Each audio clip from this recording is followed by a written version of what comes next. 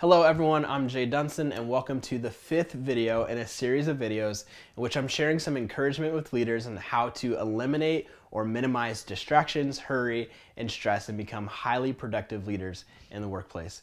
If you've been following along, then you know that we've already covered setting yourself up for success, which means that you've created an environment that is conducive to you being able to focus in on what matters most.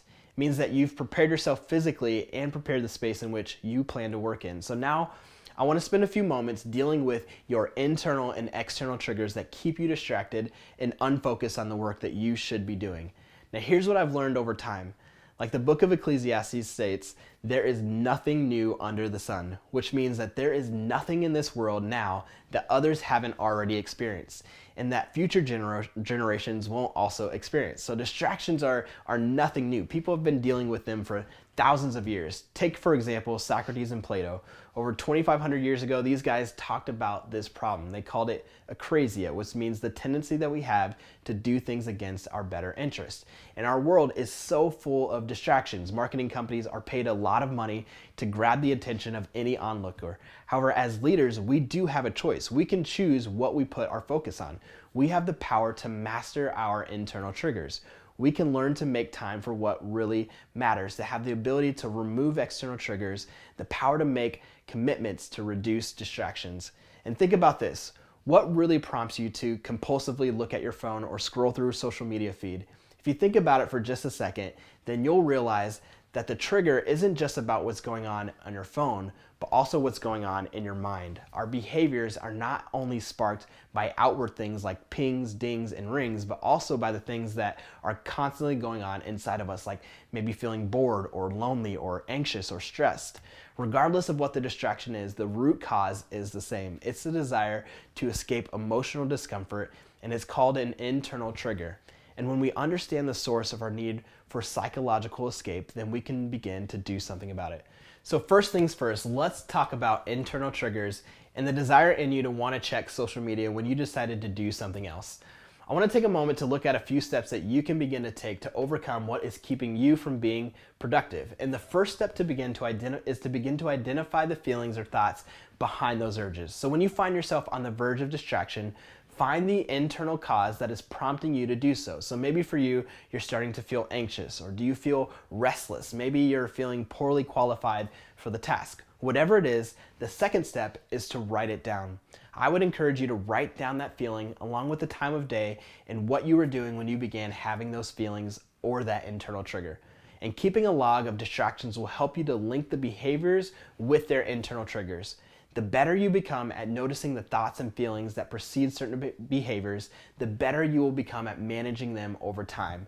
And the third step is to explore that sense a little bit deeper. Get curious about the sensations that come before the distraction. So do you get butterflies in your stomach? Do you experience a tightening in your chest? Try to stay with that feeling before following your impulse. Acknowledge the trigger, and then do your best to kind of release that thought.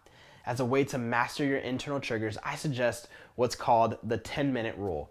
When you get tempted by distractions, tell yourself, I can give into that distraction in just 10 minutes. Just 10 minutes. For example, the next time you feel an urge to check Instagram, set a timer for 10 minutes and don't touch Instagram until that timer's up. During those 10 minutes, use the techniques that we just talked about to try to overcome the urge.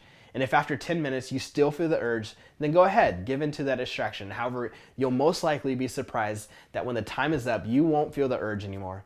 And the reason is because most of the time, internal triggers come and go in short-term bursts. So once you recognize this, you'll be surprised at how easily it is to overcome these internal distractions. We've already touched on a few ways to overcome some external triggers like managing the notifications on your phone and creating a distraction-free environment. But one other really key thing to consider as it relates to external triggers are the people around you. You can't control other people's behaviors, and oftentimes the people you work with may be your biggest distraction. In fact, there's been times when I've found this to be true for myself, but also times when I've recognized how much of a distraction I can be for other people. So one crucial step that you can begin to take as a leader is to begin to encourage productivity amongst your teams. Research indicates that when an average worker is placed next to a highly productive one, then the average worker tends to increase their own productivity by 10%. However, the same is true on the flip side. When toxic employees are seated next to each other, the probability that one of them would be terminated increased by 27%. So even workers with the best intentions can be susceptible to toxic behaviors when seated next to a toxic person. So as leaders, encourage this atmosphere of productivity. Without being rude to a coworker, you can ask them to, carry on a conversation at a later time. And if you want to focus in on getting a particular project done, encourage one another to stay focused and plan breaks together. Work as a team to eliminate distractions and create a highly productive working environment.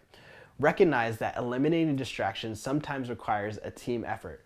Trying to be the one productive person in an office where everyone else is distracted is going to be really tough, but encouraging a more focused environment and setting an example is possible.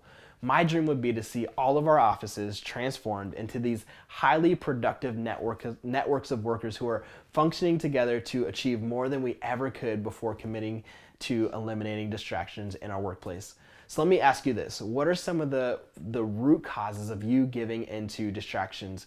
And who are the people that you can begin to bring alongside of you in this journey towards productivity?